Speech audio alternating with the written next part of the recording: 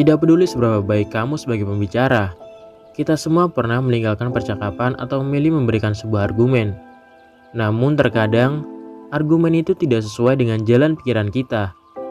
Argumen itu terbesit begitu saja saat situasi mulai memanas. Bagi kebanyakan dari kita, itu hanya karena kita tidak dapat mengumpulkan dengan baik apa yang ada di pikiran kita ketika keadaan memanas. Beruntunglah, para ahli telah mampu memecahkan kode tentang mengapa begitu banyak pikiran orang menjadi campur aduk ketika suasana memanas. Itulah sebabnya hari ini kami menyajikan 10 cara untuk mengartikulasi pikiran kamu dengan jelas selama berargumen. Pastikan untuk menonton sampai nomor 10, karena ini adalah salah satu tips yang paling bermanfaat untuk memberikan argumen. Nomor 1, hilangkan filternya sekarang. Ini tidak berarti bahwa kamu harus lepas kendali selama pertengkaran, tetapi itu berarti bahwa bersikap jujur dan lugas dapat langsung berkorelasi dengan proses pikiran yang lebih jernih. Mari kita jelaskan. Kamu mungkin mengenal beberapa orang yang sering mengatakan "oh" atau ketika berbicara. Dan meskipun ini mungkin tampak seperti pengisi yang tidak berguna, ini sebenarnya merupakan indikator bahwa orang yang berbicara tidak langsung setuju dengan kamu. Jadi, jika kamu berdebat dan menemukan diri kamu menggunakan kata-kata halus semacam ini, itu tidak hanya memperlambat proses berpikir kamu saat kamu mencari kata yang sempurna. Itu juga mungkin membuat kamu tidak yakin atau bahkan kurang tahu tentang apa yang kamu pikirkan.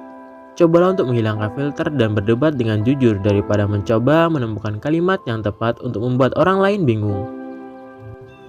Nomor 2, kenali lawan kamu.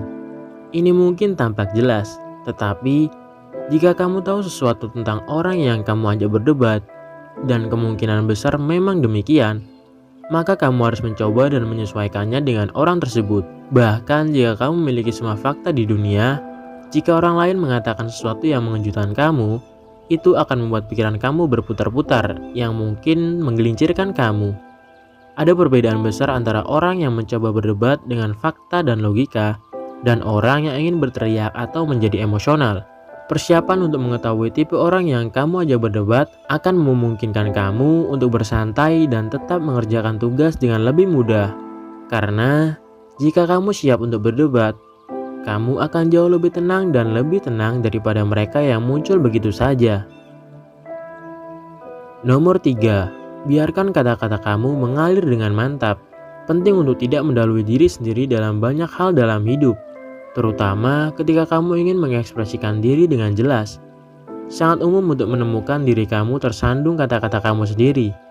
Jika kamu terburu-buru untuk mengeluarkan semuanya secara berurutan, cobalah untuk mengatur kecepatan diri kamu sendiri, dan bahkan ucapkan dengan lebih hati-hati daripada biasanya, sehingga kamu memaksa otak kamu untuk memperlambat dan mengambil argumen kamu selangkah demi selangkah. Beberapa orang mengatakan bahwa kamu harus membayangkan kata-kata kamu seperti sungai dan pikiran kamu seperti rakit. Kamu menginginkan arus yang lancar, konsisten, dan tidak berombak. Meskipun tidak ada cara yang benar untuk berdebat, pasti ada cara yang salah untuk mengomunikasikan emosi kamu. Jadi, daripada bertanya-tanya apakah kamu berbicara terlalu lambat atau terlalu cepat, cobalah untuk tetap konsisten pada kecepatan, apapun yang kamu alami. Nomor 4, rekam diri kamu. Sekarang yang satu ini memerlukan beberapa perencanaan, tetapi penelitian telah menunjukkan bahwa ketika orang merekam diri mereka sendiri, itu akan mengungkapkan pikiran mereka. Mereka sering terkejut melihat bagaimana suara mereka diputar ulang.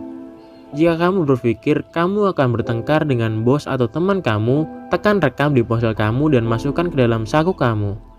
Dengarkan kembali nanti dan kamu akan menemukan bahwa kamu mungkin tidak melakukan sepanas yang kamu pikirkan, atau bahwa kamu membuat poin yang lebih baik daripada yang kamu sadari.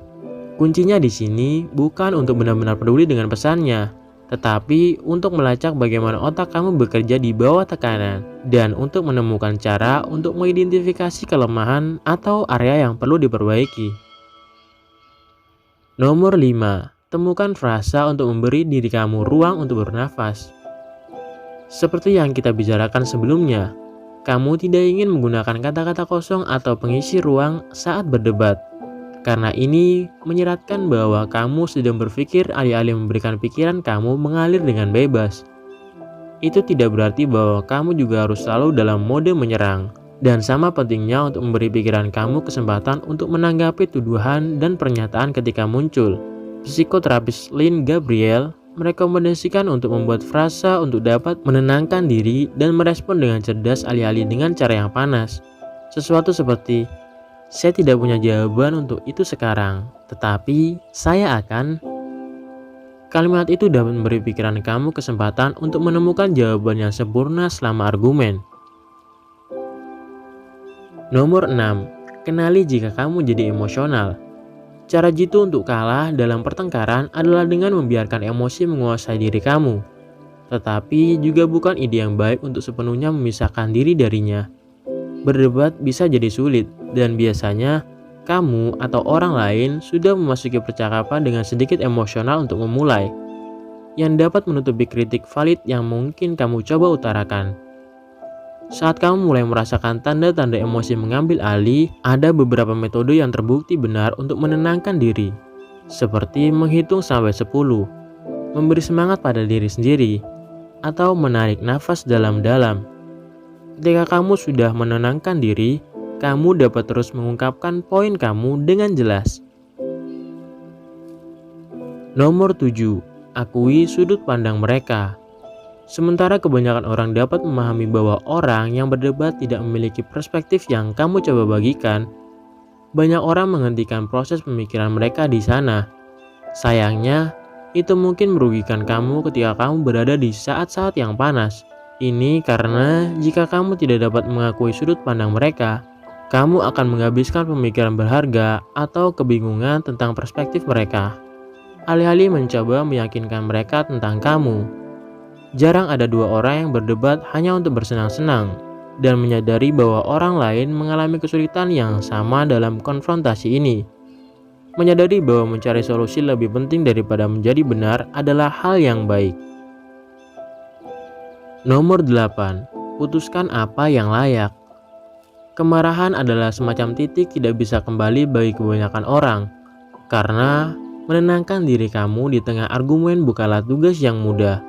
Itulah mengapa sangat penting bagi kamu untuk melepaskan pikiran yang membuat kamu kesal, atau yang tidak akan membantu mengartikulasikan sisi kamu. Cobalah untuk menyisir otak kamu untuk hanya memunculkan hal-hal yang akan membantu argumen kamu lebih baik, dan terutama menjauh dari pembalasan, mengungkit-ungkit masa lalu, atau menyeret argumen terpisah yang tidak berlaku, karena itu hanya membuat lebih sulit untuk bertahan. Meskipun ini bisa sulit karena orang lain mungkin tidak menerapkan aturan yang sama untuk argumen mereka sendiri, kamu harus mencoba untuk menghindari tenggelam ke level mereka. Dan sebagai gantinya, cobalah untuk meningkatkan mereka dengan mendorong mereka untuk membela diri dengan fakta dan logika daripada kebanggaan dan ego. Nomor 9. Jangan biarkan pernyataan mengaburkan penilaian kamu. Jika kamu berdebat dengan seseorang dan mereka mengemukakan sesuatu yang tidak sepenuhnya kamu pahami, atau bahwa kamu tidak dapat melihat hubungannya, angkat bicara dan tanyakan segera, karena waktu untuk meresponnya sangat singkat.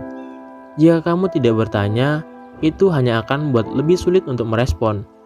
Kebanyakan orang tidak pandai berdebat, jadi kemungkinan besar orang lain salah dalam berbicara atau mengedepankan emosi daripada logika. Meminta mereka untuk mengklarifikasi atau bahkan memanggil mereka karena tidak logis akan membantu kamu tetap mengendalikan diri dan tidak terseret ke dalam pertengkaran yang sia-sia. Nomor 10. Gunakan pernyataan saya. Yang ini klasik, tetapi telah membantu banyak orang berdebat lebih baik dan pada gilirannya menyampaikan maksud mereka, alih-alih menuduh orang yang hanya akan membuat mereka defensif. Cobalah memulai kalimat kamu dengan saya. Misalnya, jangan katakan kamu jahat padaku, tetapi saya merasa kamu jahat padaku. Ini akan memaksa orang lain untuk bertanya kepada kamu mengapa kamu merasa seperti itu.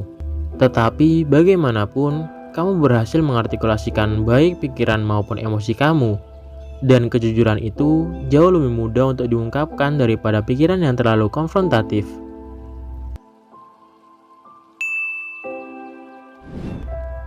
Sekian video kali ini, bahagia untuk kalian semua. Terima kasih.